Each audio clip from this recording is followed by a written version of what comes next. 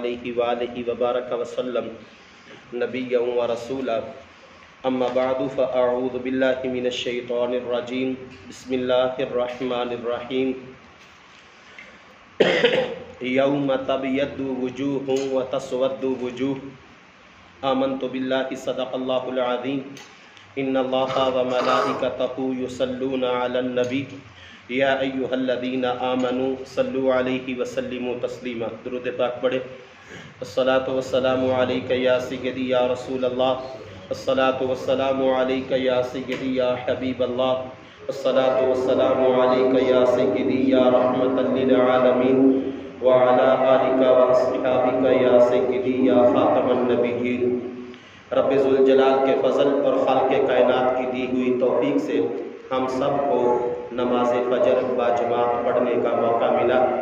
دعا ہے کہ خالق کائنات ہم سب کی حاضری کو اپنے دربار میں قبول فرمائے اور اسی طرح زندگی کی بقیہ نمازیں باجماعت ادا کرنے کی توفیق عطا فرمائے۔ وہ تمام برادران اسلام جنہوں نے ابھی تک فجر کی نماز ادا نہیں کی، ان سے گزارش ہے کہ سورج طلوع ہونے سے پہلے اپنی فجر کی نماز مکمل کر لیں۔ ہو سکتا ہے کہ یہ ہماری زندگی کی آخری نماز ہو۔ رمضان المبارک کا ہر دن اور ہر دن کا ہر گھنٹہ اور ہر گھنٹے کا ہر منٹ اپنے اندر بہت بڑی عظمت و شان رکھتا ہے، لیکن جو رمضان کا آخری عشرہ ہے، اس کی قیمت، اس کی عظمت پہلے 2 عشروں سے زیادہ ہے۔ ویسے تو پورا رمضان ہی بابرکت ہے اور اس کی کوئی مثال نہیں، لیکن پہلے 2 عشروں سے تیسرے آخری عشرے کی ویلیو زیادہ ہے۔ اس کی ایک وجہ ہے، آقا کریم صلی اللہ علیہ وآلہ وسلم نے ارشاد فرمایا کہ ایک تو نزول قرآن کا جو رات ہے وہ آخری عشرے میں ہونا، اور دوسرا شب قدر کا اس عشرے میں پایا جانا۔ تو اس لیے صحابہ اکرام فرماتے ہیں کہ آقا کریم صلی اللہ علیہ وآلہ وسلم سارے رمضان کا ہی بڑا اہتمام کرتے، لیکن جو آخری عشرہ ہوتا اس میں مزید اپنی کمر کس لیتے اور مزید جو ہے وہ نیکی میں آگے سے آگے بڑھ کر حصہ لیتے، کیونکہ رمضان جو ہے وہ پھر جدا ہونے والا وقت اس کا قریب جیسے جیسے آتا جاتا، تو آقا کریم صلی اللہ علیہ وآلہ وسلم اس کا زیادہ اہتمام کرتے تیسرے عشرے کا۔ آج 22واں روزہ ہے اور 24 اپریل ہے۔ آج ہماری گفتگو کا موضوع ہے کہ قرآن کے اندر سے اور حدیث کے اندر سے، جملہ پھر سنیں، قرآن کے اندر سے اور حدیث کے اندر سے ان حدیثوں کو نکال کے اکٹھا بیان کیا جائے کہ جن کے اندر اہل سنت و جماعت کا لفظ موجود ہے۔ اور ہمیں اس بات پہ فخر ہونا چاہیے کہ اہل سنت و جماعت وہ مقدس لفظ ہے جو کہ دربار رسالت صلی اللہ علیہ وآلہ وسلم سے ہمیں عطا ہوا ہے، اور کوئی دوسرا ٹائٹل آقا کریم نے اپنی زبان سے اپنی امت کے لیے بیان نہیں کیا اہل سنت و جماعت کے علاوہ۔ قرآن مجید کے اندر سے پہلے اہل سنت کا لفظ سماعت کریں۔ اللہ تعالیٰ قرآن مجید میں ارشاد فرماتا ہے یوم تبیض وجوہ وتسود وجوہ، کہ قیامت کے دن اہل سنت کے چہرے سفید ہوں گے، اور قیامت کے دن اہل بدعت جو ہیں یعنی کچھ چہرے سفید ہوں گے اور کچھ چہرے سیاہ۔ آگے پھر اس کی وضاحت میں 3 حدیثیں پیش کرتا ہوں۔ پہلی حدیث عبداللہ بن عمر سے، دوسری حدیث ابو سعید خدری سے، تیسری حدیث عبداللہ بن عباس سے۔ اب یہ تینوں حدیثیں سن لو کہ جس وقت یہ قرآن مجید کی آیت اتری، جب یہ وحی فرشتہ لے کے آیا، تو آقا کریم صلی اللہ علیہ وآلہ وسلم نے صحابہ اکرام کو جب یہ قرآن کا حصہ پڑھ کے سنایا تو صحابہ نے آگے سے سوال کیا یا رسول اللہ صلی اللہ علیہ وآلہ وسلم، قیامت کے دن سفید چہرے کن لوگوں کے ہوں گے اور کالے چہرے کن لوگوں کے ہوں گے؟ سیاہ۔ پہلی حدیث سنیں، در منصور کے اندر امام جلال الدین سیوطی نے اپنی تفسیر کے اندر یہ تینوں حدیثیں اوپر نیچے لے کے آئے اس آیت کی وضاحت کرتے ہوئے، سفید چہرے والے اور سیاہ چہرے والے۔ پہلی حدیث پاک حضرت عبداللہ بن عمر رضی اللہ تعالی عنہما اس کی تفسیر میں بیان کرتے ہیں کہ آقا کریم صلی اللہ علیہ وآلہ وسلم نے اپنی زبان سے یہ ارشاد فرمایا کہ تبیض وجوہ اہل السنہ وتسود وجوہ اہل البدع، کہ قیامت کے دن سفید چہرے اہل سنت کے ہوں گے اور قیامت کے دن سیاہ چہرے اہل بدعت کے ہوں گے، بدعتیوں کے۔ دوسری حدیث سنیں، یہ بھی در منصور کے اندر ہے، روایت کرنے والے صحابی رسول حضرت ابو سعید خدری رضی اللہ تعالی عنہ ہیں۔ کہتے ہیں کہ آقا کریم صلی اللہ علیہ وآلہ وسلم نے جب یہ آیت پڑھی تو میں نے پوچھا، اب وہاں پہ تھا نا، سارے صحابہ نے پوچھا پچھلی روایت میں، یہاں پہ ہے کہ حضرت ابو سعید خدری کہہ رہے ہیں کہ میں نے پوچھا کہ یا رسول اللہ صلی اللہ علیہ وآلہ وسلم وضاحت فرمائیں تبیض کی اور تسود کی، سفید چہرے چمکتے چہرے کی اور سیاہ چہرے کی مراد کون ہے؟ میں نے پوچھا مراد کون لوگ ہیں؟ تو آقا کریم صلی اللہ علیہ وآلہ وسلم نے ارشاد فرمایا کہ یوم تبیض وجوہ اہل السنہ وتسود وجوہ اہل البدع۔ تیسری حدیث سنیں، حضرت عبداللہ بن عباس رضی اللہ تعالی عنہما جو داد پوترے بھائی ہیں آقا کریم صلی اللہ علیہ وآلہ وسلم کے، اور پہلے اسلام کی تاریخ کے اندر مفسر قرآن ہیں، جن کے بارے میں آقا کریم صلی اللہ علیہ وآلہ وسلم نے علم کی فراوانی اور علم کے سمندر کی دعا کی۔ اسی لیے آقا کریم صلی اللہ علیہ وآلہ وسلم فرماتے کہ اگر میرے دنیا سے چلے جانے کے بعد تمہیں علم سمجھ نہ آ رہا ہو تو تین شخصیات میں سے کسی ایک کے سامنے اپنے گھٹنے ٹیک دینا، تمہیں علم سمجھ آ جائے گا۔ تو صحابہ نے پوچھا یا رسول اللہ صلی اللہ علیہ وآلہ وسلم وہ تین کون ہیں؟ تو آقا کریم صلی اللہ علیہ وآلہ وسلم نے فرمایا عبداللہ بن مسعود، حضرت مولا علی رضی اللہ تعالی عنہ اور حضرت عبداللہ بن عباس رضی اللہ تعالی عنہما۔ ان تینوں میں سے تم کسی کے پاس بھی چلے جاؤ گے، وہ تمہیں وہ علم جو تمہیں سمجھ نہیں آ رہا ہوگا وہ تمہیں سمجھا دے گا۔ حضرت عبداللہ بن عباس ان کا قول بھی یہی ہے کہ تبیض وجوہ اہل السنہ والجماعات وتسود وجوہ اہل البدع۔ اب یہ کتنی حدیثیں ہو گئی؟ اس بات کو ذہن میں رکھنا، قرآن کی اس آیت کو بھی ذہن میں رکھنا۔ ترمذی شریف کے اندر اب اہل سنت کا تعارف حدیثوں کے اندر سے بیان کرتے ہوئے ترمذی شریف 2640 حدیث کا نمبر، اور یہاں پہ جامع ترمذی کے ایک اور مقام پہ بھی جلد نمبر 2 میں اور حدیث نمبر 2093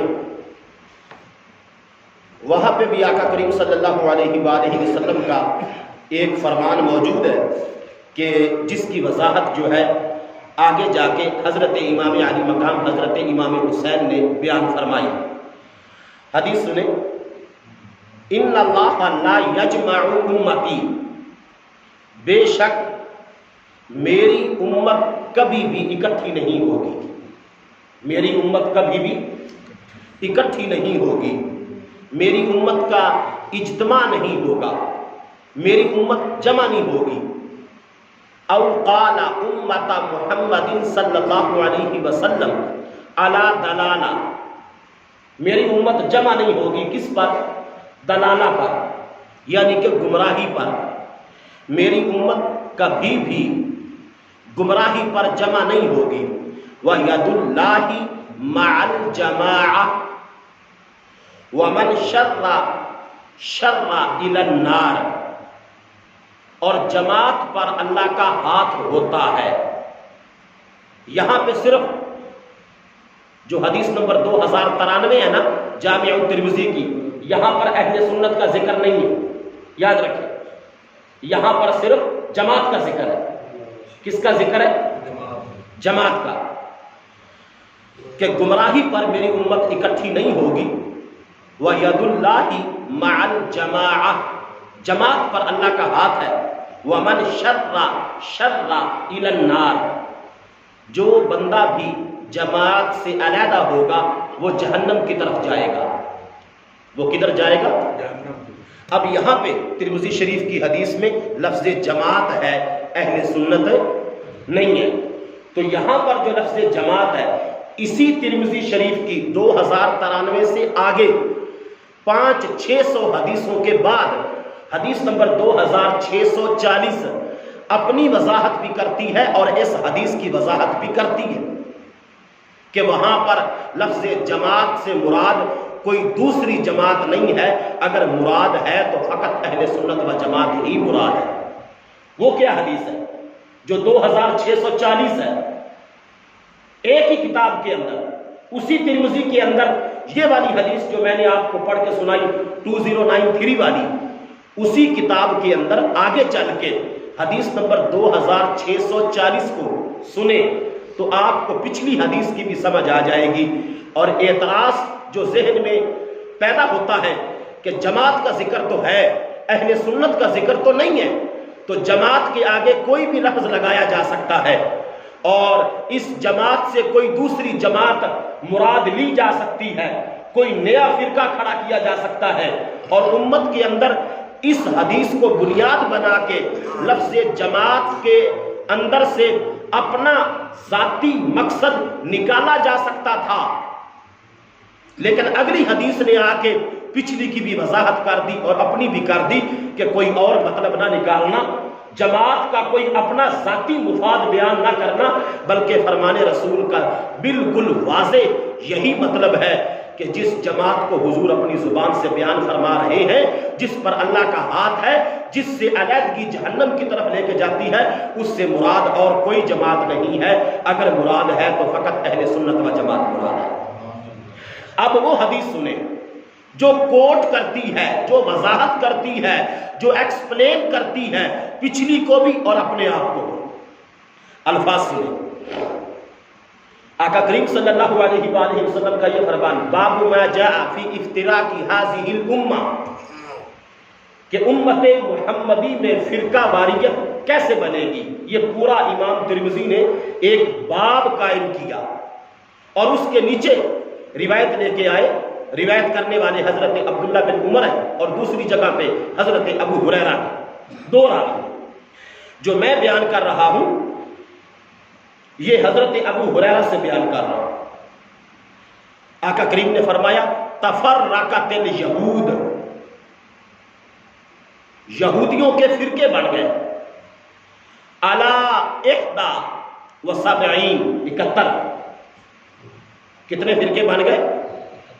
او 72 فرقہ یا 72۔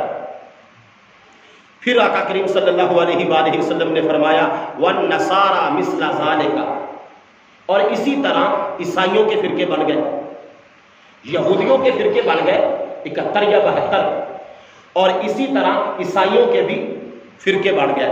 بڑے بڑے مذہب یہی ہے نا۔ آگے جا کے آقا کریم نے فرمایا وَتَفْتَرِقُ أُمَّتِي عَلَى 73 فِرْقَةً، ان کے 71 بنے ہیں یہودیوں کے اور نصرانیوں کے، اور میری امت کے 73 بنے گے، میری امت کے۔ اب یہ مستقبل کی خبر ہے، آنے والے وقت میں، یعنی آج کی خبر ہے، اور یہی تو نگاہ نبوت کا کمال ہے، یہی ختم نبوت کی دلیل ہے، یہی علم غیب مصطفیٰ کی دلیل ہے کہ جو انہوں نے مدینہ کی سرزمین پہ کہا تھا آج وہ ہو بہو پورا ہو گیا۔ فرمایا میری امت کے کتنے ہوں گے؟ 73، 2640، ترمذی شریف، باب ما جاء فی افتراق هذه الامہ۔ تو جس وقت یہ بیان کر دیا کہ میری امت میں 73 فرقے ہوں گے، یہاں پہ اس بات کو بھی ذہن میں رکھیں، امت کی قسمیں دو ہیں، ایک ہے امت دعوت، ایک ہے امت اجابت۔ دعوت اس میں ہندو بھی کہ سب کو دعوت ہے کہ آقا کریم کے قدموں سے وابستہ ہو جاؤ۔ امت دعوت میں قیامت تک کے سارے ہیں کہ حضور کے بعد کوئی نبی نہیں ہے جو ان قوموں کی طرف نئے سرے سے آئے، آقا کی ہی نبوت کا دورہ ہے اور حضور کی ہی شریعت کا جھنڈا قیامت تک لہرائے گا۔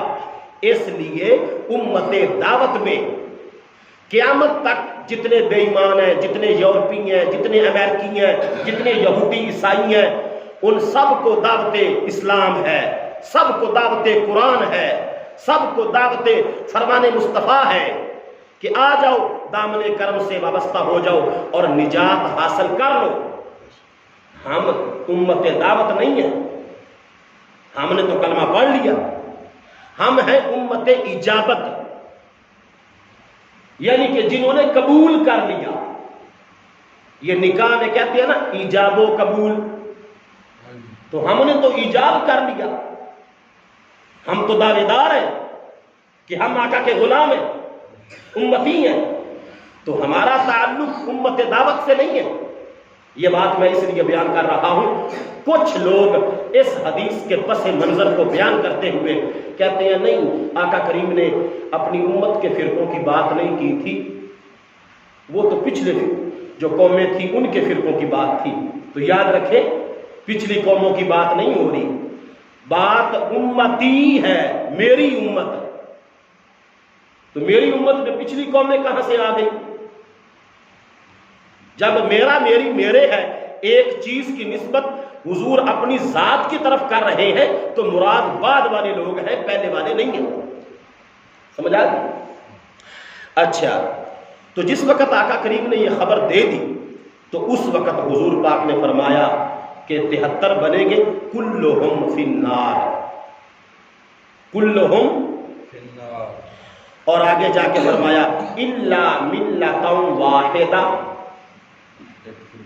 سوائے ایک ملت کے، سوائے ایک۔ اب یہاں پہ بھی اس بات کو ذہن میں رکھیں، ملت حنفی اور ہے، شافعی اور ہے، مالکی اور ہے، حنبلی اور ہے۔ یاد رکھیں یہ چاروں اہل سنت ہے، یہ فرقے نہیں ہیں۔ ہم حنفی ہیں، کوئی شافعی ہوگا، یہ تو یعنی کہ حنفیوں کا اختلاف ہے نماز کے پڑھنے میں، شافعیوں کے ساتھ، شافعیوں کا حنبلیوں کے ساتھ کچھ مسائل میں ہوگا، اور اس کے بارے میں کنز العمال میں باقاعدہ حدیث پاک ہے، اختلاف امتی رحمت، میری امت میں اختلاف رحمت ہے۔ کون سا؟ اصول کا نہیں، عقائد کا نہیں، فروعی اختلاف۔ حنفیوں کا شافعیوں کے ساتھ، آگے مالکیوں کے ساتھ، آگے حنبلیوں کے ساتھ، یہ محدثین، یہ فقہا، یہ علماء، یہ اولیاء، یہ صلحاء، یہ مفکرین، ان تمام کا یہ جو رفع یدین کرنا ہے، نہیں کرنا ہے، انگلی کھڑی کرنی ہے تشہد میں، صرف کھڑی کرنی ہے یا ایسے ایسے کرتے رہنا ہے، یا جو ہے نماز جنازہ پڑھتے وقت ہر تکبیر کے ساتھ اللہ اکبر کہنا ہے یا فقط پہلی مرتبہ کہنا ہے، امامہ شریف کس رنگ کا باندھنا ہے۔ تو یہ جو اختلاف ہے یہ کوئی اختلاف نہیں ہے، سارے سنی ہیں، شافعی بھی، مالکی بھی، حنبلی بھی، حنفی بھی، چاروں ائمہ اربعہ جو ہیں فقہا کے بڑے امام، چاروں کے ذریعے ہی سنت مصطفیٰ پہ عمل کرنا ہے، کوئی اختلاف نہیں۔ حضور جو فرما رہے ہیں نا کلہم فی النار، وہ عقیدے کی بنیاد پہ فرما رہے ہیں کہ اصول میں ان چاروں کا کوئی اختلاف نہیں ہے۔ ہمارے بچے، ہمارے بزرگ، ہمارے بھائی جان، ہماری سنی عوام اہل سنت ہونے کو اہم سمجھتی نہیں، حالانکہ کب سے ان چیزوں کو میں بیان کرتا جا رہا ہوں۔ آپ حیران ہو جائیں گے کہ بندے کا صرف سنی ہونا یہ کتنی بڑی شان ہے۔ تو جس وقت یہ فرمایا کلہم فی النار الا ملۃ واحدہ، تو صحابہ اکرام حیران ہو گئے، پوچھا من ہی یا رسول اللہ، یا رسول اللہ وہ کون جو ایک ٹھیک ہے، وہ کون ہے؟ اب اس وقت صحابہ اکرام نے سوال نہ کیا ہوتا، آج خلش باقی رہ جاتی۔ تو صحابہ اکرام نے سوال کر کے ہمارے لیے آسانیاں پیدا کی ہیں۔ جب یہ فرمایا نا ما انا من ہی یا رسول اللہ، یا رسول اللہ صلی اللہ علیہ وآلہ وسلم، آپ جو فرما رہے ہیں کہ ایک ملت واحدہ جو ہے وہ کامیاب ہوگی، تو نام بھی بتا دے۔ اب اس وقت اگر نام ہی آقا کریم نے نہ بتایا ہوتا تو آج ہم آپس میں لڑ لڑ کے سوچ سوچ کے کہاں جاتے۔ ہمیں فرق، عام طور پہ کچھ لوگ کہتے ہیں کہ مولویوں کی سمجھ نہیں آتی، حالانکہ خدا کی قسم صاف سمجھ آتی۔ ویسے کوئی نہ مانے تو وہ الا ماشاءاللہ اس کی اپنی طبیعت ہے، اس کا اپنا ذوق شوق ہے۔ کتنی ڈیٹیل سے بات ہو رہی ہے، 3 حدیثیں سنا چکا ہوں، چوتھی کو بیان کر رہا ہوں اور اس پہ کافی ساری روشنی ڈالنا چاہتا ہوں۔ آقا کریم نے فرمایا صحابہ کے سوال کے جواب میں ما انا علیہ و اصحابی، وہ ملت کامیاب ہوگی 73 میں سے جو میرے اور میرے صحابہ کے رستے پر موجود رہے گی۔ اب یہ جو لفظ ہے نا، یاد رکھو، جب کوئی بندہ اپنا ذاتی مفاد بیان کرنا چاہے تو وہ الفاظوں کے ہیر پھیر سے بہت کچھ نکال لیتا ہے۔ میں تمہیں 6 دلیلیں دیتا ہوں۔ کتنی؟ نمبر 1 حضور غوث پاک کی زبان سے۔ اب حضور غوث پاک کہ جن کا وصال 541 میں ہوا، 561 میں، یعنی کہ اب چل رہا ہے 1443، تو 1443 میں سے 561 ہجری مائنس کریں تو کتنا فرق بنتا ہے؟ تقریباً 5 اور 14 کا 900 سال لگ بھگ، تقریباً 9 5 14، 900 سال پہلے غوث پاک نے کیا سمجھا؟ اور کون سکا ہے شیخ عبد القادر جیلانی کا؟ وہ کیا تھے؟ ما انا علیہ و اصحابی یوم تبیض، اس سے مراد، اور یوم تسود وجوہ، اس سے مراد عبد القادر جیلانی رحمت اللہ علیہ نے 900 سال پہلے کیا لیا تھا؟ جو انہوں نے لیا تھا، خدا کی قسم میں تمہارے سامنے فقیر وہی عقیدہ بیان کر رہا ہوں۔ حوالہ دیتا ہوں ابھی، دوسرا حوالہ ملا علی قاری، بندہ افغانستان کا ہے، زندگی ساری گزاری مکہ شریف میں، 55 لاکھ فتویٰ دیا عربی زبان میں، اور عربوں کو پتہ ہی نہیں ہے کہ بندہ عجمی ہے یا عربی ہے۔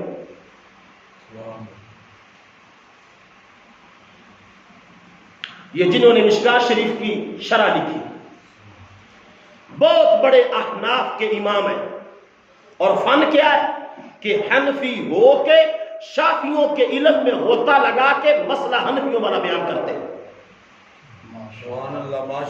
ایسا کمال کا بندہ ملا علی قاری، اصل نام ان کا عبد الرحمن ہے۔ تیسرا حوالہ الملل والنحل، یہ کتاب کا نام ہے، اس کے مصنف ہے محمد بن عبد الکریم شہرستانی۔ محمد بن عبد الکریم کی تاریخ پیدائش 469 ہجری، تو اب 1443، 4 اور 14 تقریباً 1000 سال پہلے۔ شیخ عبد القادر جیلانی 900 سال پہلے، ملا علی قاری 1100 سال پہلے، 800 سال پہلے، محمد بن نصر سمرقندی 700 سال پہلے۔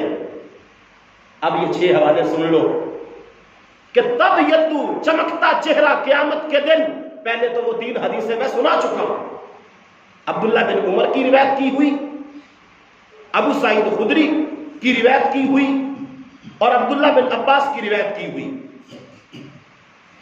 اب یہ سن لو، الملل والنحل کے اندر محمد بن عبد الکریم رحمت اللہ علیہ نے آج سے تقریباً 1000 سال پہلے ان سارے حضور کی زبان سے جو 73 کی گنتی نکلی تھی ان کے نام لکھے، ان فرقوں کے نام لکھے.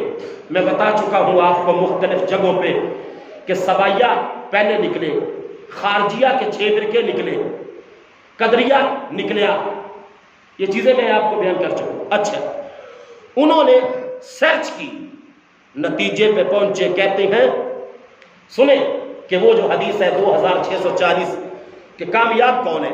ستفترق امتی، حضور کا فرمان پہلے لکھ رہے ہیں، نیچے تبصرہ کریں گے.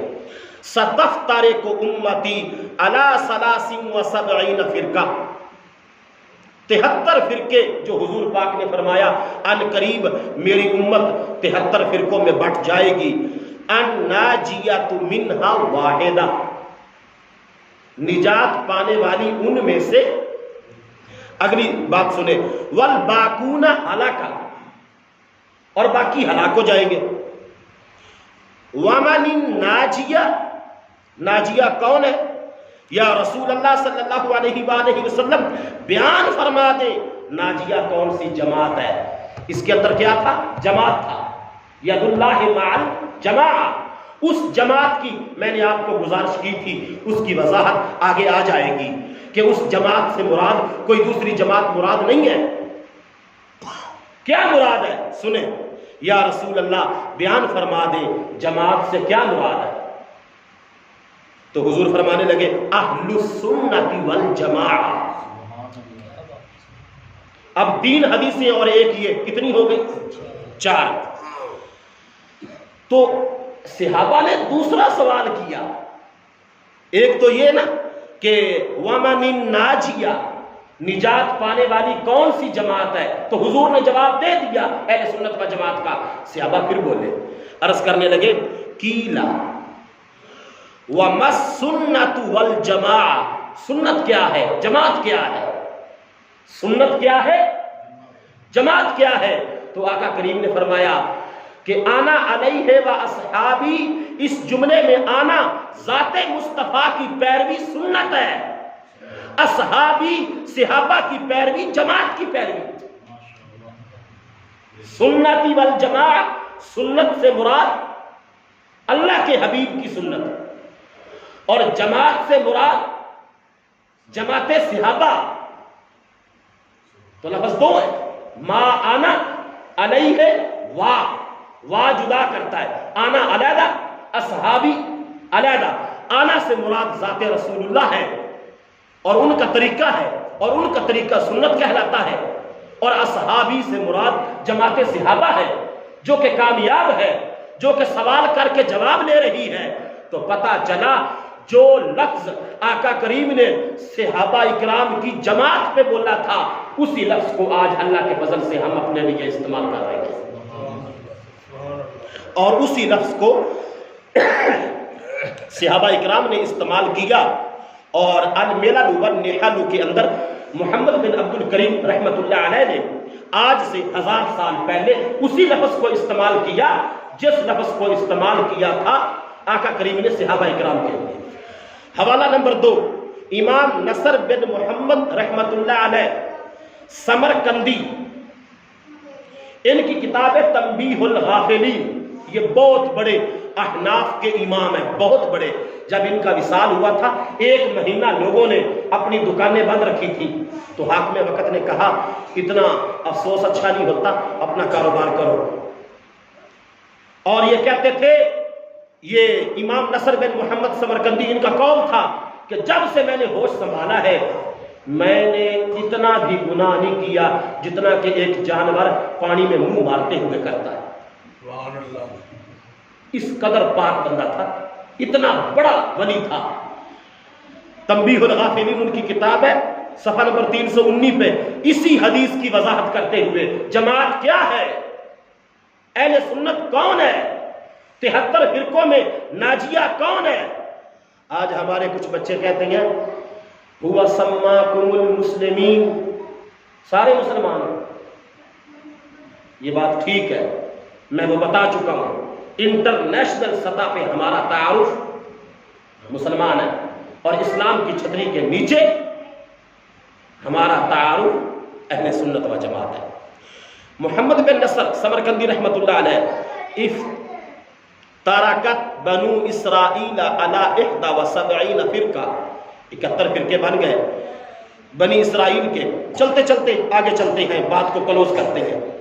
صحابہ نے پوچھا قالوا یا رسول، تو صحابہ نے جواب دیا، آقا کریم نے جواب دیا۔ جب صحابہ نے پوچھا ما هذه الواحدہ، وہ کون سی ہے ایک جماعت، تو حضور پاک نے فرمایا اہل السنت والجماعہ۔ محمد امام نصر بن محمد سمرقندی نے بھی وہی جواب دیا جو پیچھے جواب دیا تھا، اللہ آپ کا بھلا کرے، محمد بن عبد الکریم نے۔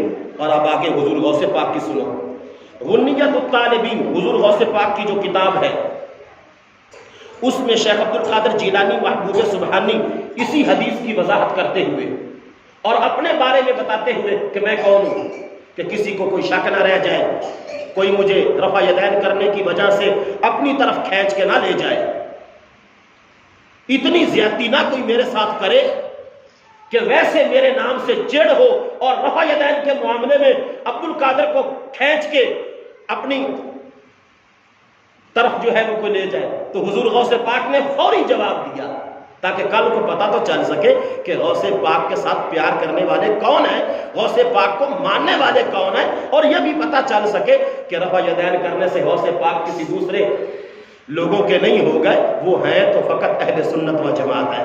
ویسے ان کی فقہ حملی ہے، کہتے ہیں وَأَمَّا الْفِرْقَةُ النَّاجِيَةُ، فرقہ ناجیہ فَهِيَ أَهْلُ السُّنَّةِ وَالْجَمَاعَةِ۔ تو کتنے حوالے ہو گئے؟ تین حدیثیں اور 3 یہ۔ نمبر 4 شہاب الدین خفاجی رحمت اللہ علیہ، انہوں نے شرح لکھی نسیم الریاض شفا شریف کی، جو شفا شریف قاضی ایاز مالکی نے لکھی۔ کہتے ہیں الناجیۃ منہا واحدہ، ناجیہ ایک ہے، اور وہ کون سی ہے؟ اہل السنت والجماعہ۔ آگے چلے، ملا علی قاری جن کا میں تعارف آپ کو کروا رہا تھا، مرکات المفاتی جلد نمبر 1 صفحہ نمبر 248 پہ فرماتے ہیں فلا شک، شک نہیں ہے، فلا شک ولا ریبہ، کوئی شک نہیں، کوئی ریب نہیں، انہم ہم اہل السنت والجماعہ،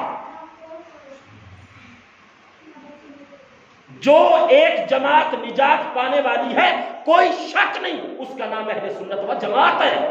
یہ ملا علی قاری کہہ رہے ہیں۔ تو کتنے ہو گئے حوالے؟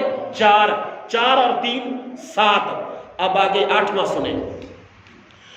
یہاں پہ تابعین کا جو گروہ تھا، ان سے صحابہ کے بعد پوچھا گیا کہ آقا کریم فرماتے تھے کہ ستفترقو کہ ان قریب فرقہ بندی ہوگی، تو فرقے اب ظاہر بھی ہو رہے ہیں، کوئی ختم نبوت کا انکار کر رہا ہے، کوئی زکوٰۃ کا انکار کر رہا ہے، اور کوئی جو ہے وہ مدینہ شریف پہ حملہ کر رہا ہے، کوئی جو ہے وہ حسین کے مقابلے میں نکل رہا ہے۔ آقا کریم کے جانے کے فوری بعد 100 سال کے اندر یہ سارے فرقے پھوٹ پڑے، کسی نے ادھر سے سر نکالا، کسی نے ادھر سے۔ تو اسلام اتنا سستا نہیں ہے۔ مجھے یار تم یہ تو بتاؤ، تم ذاتی طور پہ بھی سوچ لو، جب آقا کریم کے دور کے بالکل قریب اتنے بڑے بڑے بلنڈر اور فرقے نکل آئے تھے، ابھی تو 1500 سال ہو گئے، بھلا اب نہیں نکلیں گے؟ اب کون کسی پہ یقین کرے گا؟ نہ اس وقت یونیورسٹیاں، نہ اس وقت کالج، نہ اس وقت شیخ الحدیث، نہ اس وقت مدارس۔ تو پھر یہ آہستہ آہستہ قوم پھیل گئی، اسلام پھیلا، آبادی زیادہ، پھر یہ ساری چیزیں بنی۔ میں گزارش آپ کی خدمت میں یہ کر رہا ہوں، اس وقت صدیق اکبر جیسے، فاروق اعظم جیسے کلندر مرد حر اور اللہ کے پیارے اور حضور کے چہرے کو دیکھ کے ایمان لے کے آنے والے موجود تھے، پھر بھی فتنے اٹھے، پھر بھی آقا کریم کے پتر کو شہید کیا گیا. ایسے ہوا یا نہیں ہوا؟ اس وقت جب یہ فتنہ قدریہ، فرقہ سبائیہ اور حضرت علی کو خدا جب یہ اٹھ رہے تھے تو تابعین سے پوچھا گیا کون ہے حق پہ؟ یہ تو لگتا ہے 72 کی گنتی ہمارے ہوتے پوری ہو جائے گی، ابھی اتنی دیر تو ہوئی نہیں ہے.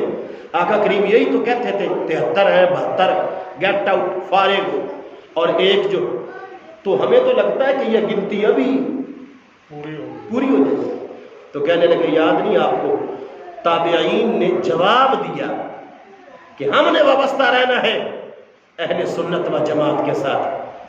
تو یہ میں تمہیں تاریخ اس لیے بتاتا رہا کہ تمہیں پتا ہو کہ 1000 سال پہلے بھی ہمارا تعارف تھا. داتا صاحب کا دیکھ لو، حضور غوث پاک سے داتا صاحب پہلے 401 ہجری میں داتا صاحب ہے، حضور غوث پاک 470 میں پیدا ہوئے. حضور داتا صاحب کے اور حضور غوث پاک کے درمیان تقریباً 70-71 سال کا فرق ہے. کچھ لوگ سمجھتے ہیں کہ حضور غوث پاک پہلے ہیں کیونکہ امام الاولیاء ہے، سارے ولیوں کی گردن پہ ان کا قدم ہے، تو داتا صاحب بعد کے. نہیں، داتا صاحب پہلے. 401 ہجری میں داتا صاحب ہے اور 470 میں حضور شیخ عبد القادر جیلانی.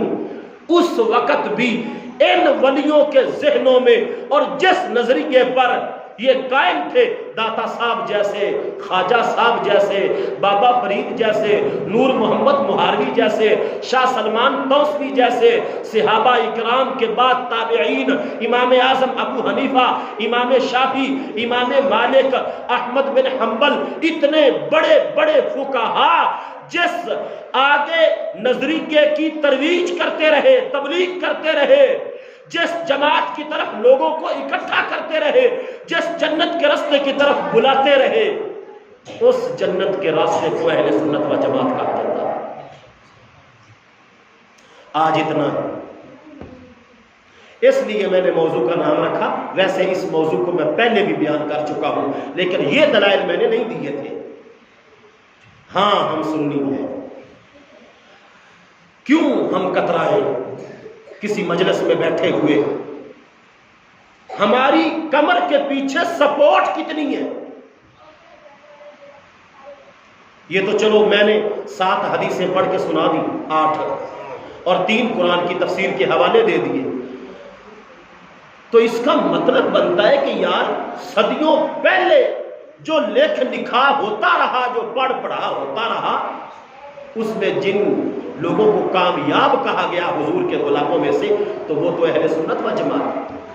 تو اس لیے ہمارے بچوں کو، ہمارے بھائیوں کو، ہماری بیٹیوں کو، ہماری بہنوں کو، ہمارے گھریلو ماحول کو، ہمارے معاشرے کو سوچنا چاہیے کہ عقیدے کے پیپر میں پاس ہونا ہے تو ما انا علیہ و اصحابی جو حضور پاک نے فرمایا، تو پھر سنت مصطفیٰ پہ رہنا ہے اور حضور کے جو صحابہ ہیں ان کے طریقے پہ زندگی گزارنی ہے، اور بدعت کا کبھی ساتھ نہیں دینا، کیونکہ جو بدعت ہے وہ ہمیشہ گمراہی ہے اور قیامت کے دن بھی گھاٹے کا سودا ہے اور دنیا میں بھی گھاٹے کا سودا ہے. میں دعا کرتا ہوں ہمارا یہ جو فجر کے بعد کوشش ہے رمضان شریف کے بابرکت ماحول میں، جو اللہ کے فضل سے اب بالکل آخر تک پہنچائی ہے، 22 موضوع آج ہمارے بیان ہو گئے ہیں. اللہ تعالی ہمیں ان الفاظوں کی، ان لمحات کی، ان موضوعات کی، ان دلائل کی، ان نظریات کی اللہ تعالی ہمیں قدر کرنے کی توفیق عطا فرمائے.